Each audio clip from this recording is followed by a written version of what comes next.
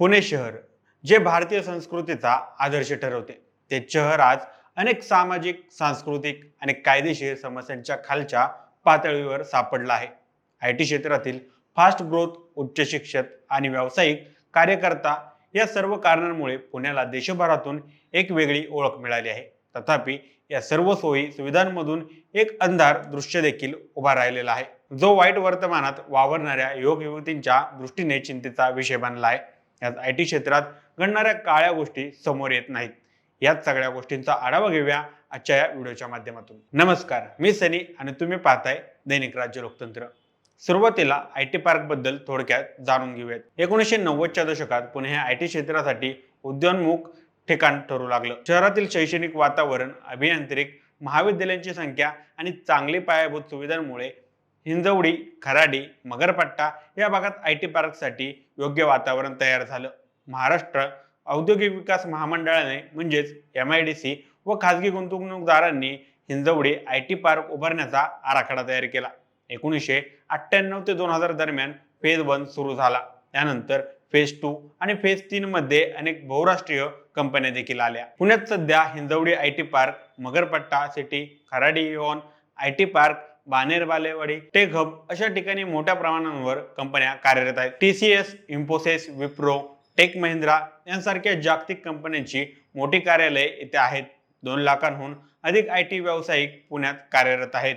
त्यामुळे हे शहर भारताचे ऑक्सफोर्ड सोबतच I T hub of Maharashtra म्हणून ओळखलं जातं. Startups, fintech, AI, data science, cyber security यांसारख्या क्षेत्रात पुण्यात जलद गतीने प्रगती होत आहे. मेट्रो, रिंग रोड, नवीन उड्डाण पूल यांसारखी वाहतूक सुधारणा प्रकल्प आय टी क्षेत्राला अधिक गती देत आहेत. ही झाली आता आय टी हब बद्दल माहिती. यामध्ये पडद्यामागे काही वेगळंच घडत आहे. या रॅकेट्समध्ये मुख्यतः रशियन, नेपाळी, राजस्थान, गुजरात आणि इतर राज्यातील मुली समाविष्ट असतात. पुण्यातील चांगल्या कॉलनीज, सोसायटीज, क्लब्स आणि हॉटेल्समध्ये असे रॅकेट चालवले जातात, ज्यामुळे अनेक परावृत्तींचे उदय होत आहेत. रॅकेट्समध्ये नाव घेतलेले काही वेळा आय टी डिपार्टमेंटमध्ये कार्यरत असलेले कर्मचारी आणि प्रोफेशनल्स असतात. पुण्याच्या उच्च शिक्षित, आधुनिक आणि प्रगल्भ समाजात हे रॅकेट्स लपवून ठेवले जातात. पण एक वेळ अशी येते की तीच मुलं आणि मुली जे आपल्या करिअरच्या शिखरावर पोहोचण्याचे स्वप्न बघतात तेच एका अज्ञात अंधाऱ्या वाटेवर जातात. सेक्स रॅकेटचा मुख्य मुद्दा म्हणजे बरीच मुलं आर्थिक कारणांमुळे या प्रकाराच्या उद्योगात प्रवेश करतात. दुसरा मुद्दा, आय टी क्षेत्रातील कार्यरत मुलींच्या समस्येचा विस्तार. आजकाल पुण्यातील आय टी क्षेत्रातील मुली जास्त आकर्षक पगाराच्या नोकऱ्या मिळवण्यासाठी संघर्ष करत आहेत. मात्र या संघर्षामध्ये काही मुली हाय प्रोफाईल्स लाईफस्टाईलच्या आकर्षणामुळे एका चुकीच्या मार्गावर जातात. वाढती इच्छाशक्ती, पगारातील असमर्थता आणि समाजातील भ्रामक मापदंड त्यांना चुकीच्या वाटेवर नेऊ शकतात. सॉफ्टवेअर इंजिनिअरिंग किंवा उच्च दर्जाच्या शिक्षणानंतर मुलींच्या आयुष्यात आलेली परिस्थिती अशी आहे की त्यांना एक आलिशान जीवनशैली जगायची असते. हे कधी कधी सेक्स रॅकेटच्या रूपात दिसून येतं, जिथे मुली मोठे पैसे कमवण्यासाठी एखाद्या एजंटच्या संपर्कात येतात. त्याच्याद्वारे काही मुली ज्या शहरांमध्ये जातात आणि सेक्स रॅकेट्समध्ये काम करण्यास भाग पडले जातात. तिसरा मुद्दा, आधुनिक जीवनशैली आणि मानसिकतेतील बदल. पुण्यातील आधुनिक युवकांची जीवनशैली आता पूर्णपणे बदलली आहे. कधी पार्टी करणे बऱ्याच वेळा खूप खर्ची असलेल्या जीवनशैलीचा भाग बनलेले असते. हाय प्रोफाईल सोसायटीमध्ये प्रवेश, महागडे मोबाईल्स, गाड्या, महागडे कपडे आणि दागिन्यांच्या आकर्षणामुळे अनेक तरुण तरुणी त्यांच्या स्वप्नांच्या आणि महत्वाकांक्षेच्या मागे धावतात.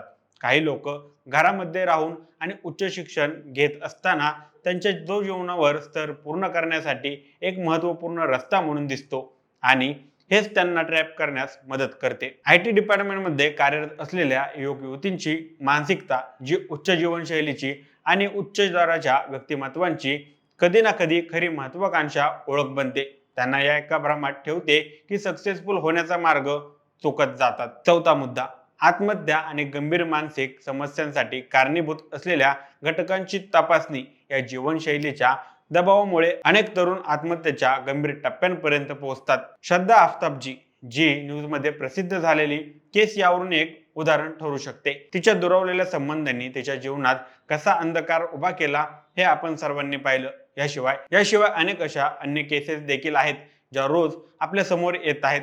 पुण्यातल्या क्लब्स, पार्टीज आणि इतर रॅकेट्समध्ये अनेक वेळा आढळलेल्या मुलींना फसवून त्या उद्योगात ओढलं जातं. पोलीस तपासामध्ये या रॅकेट्समध्ये राजकारण्यांच्या, उच्च श्रेणीच्या व्यक्तींचा हस्तक्षेप देखील असतो. त्यामुळे अनेक वेळा हे मुद्दे दाबले जातात. पाचवा मुद्दा, सेक्स तस्करी आणि मुलींच्या शोषणाचे रॅकेट. पुण्यातील काही प्रख्यात ठिकाणी जसे की कोरेगाव पार्क, लोणावळा, खंडाळा आणि कात्रजमध्ये सेक्स तस्करीचे रॅकेट्स काम करत आहेत. त्यामध्ये देशांतर करून मुली एका जागापासून दुसऱ्या जागी तस्करी केली जातात. अफगाणिस्तान, दुबई, रशिया, अमेरिका या देशांमध्ये मुलींची तस्करी करून त्यांचं शोषण देखील केलं जातं. शेवटचा आणि सहावा मुद्दा, वेश्या व्यवसायातील इतर कारवाया.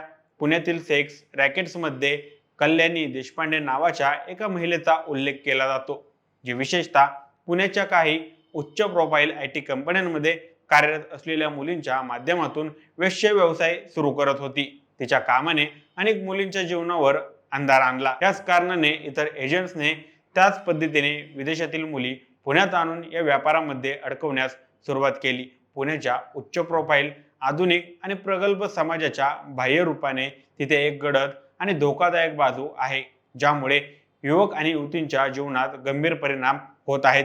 समाजातील हा बदल उच्च मानदंड आणि सोशल मीडिया वापराच्या प्रभावामुळे त्यांना जीवनाच्या एका वेगळ्या धुंद आणि ब्रह्मात घेतात. पुण्याच्या IT क्षेत्रातील भविष्य उज्ज्वल असलं तरी या क्षेत्रात काम करणाऱ्या युवक युवतींना आपल्या आयुष्याची दिशा निश्चित करताना योग्य मार्गदर्शन आणि शिस्त आवश्यक आहे. प्रत्येकाने आपल्या जीवनात योग्यतेच्या विचारांनी आणि मूल्यांच्या आधारे निर्णय घेतला पाहिजे. अंधाराच्या आणि भ्रामिक मार्गांनी कधीच हाय प्रोफाईल जीवनशैली साधता येत नाही. याचे परिणाम गंभीर असू शकतात. समाजाने यावर विचार मंथन करण्याची आता गरज आहे. उपाय देखील त्याचसोबत शोधावा लागणार आहे. बाकी याबाबत तुम्हाला काय वाटतं आम्हाला कमेंट करून नक्की कळवा. आणि जर दैनिक राज्य लोकतंत्र चॅनलवर नवीन असाल तर चॅनलला नक्की सबस्क्राईब करा. धन्यवाद.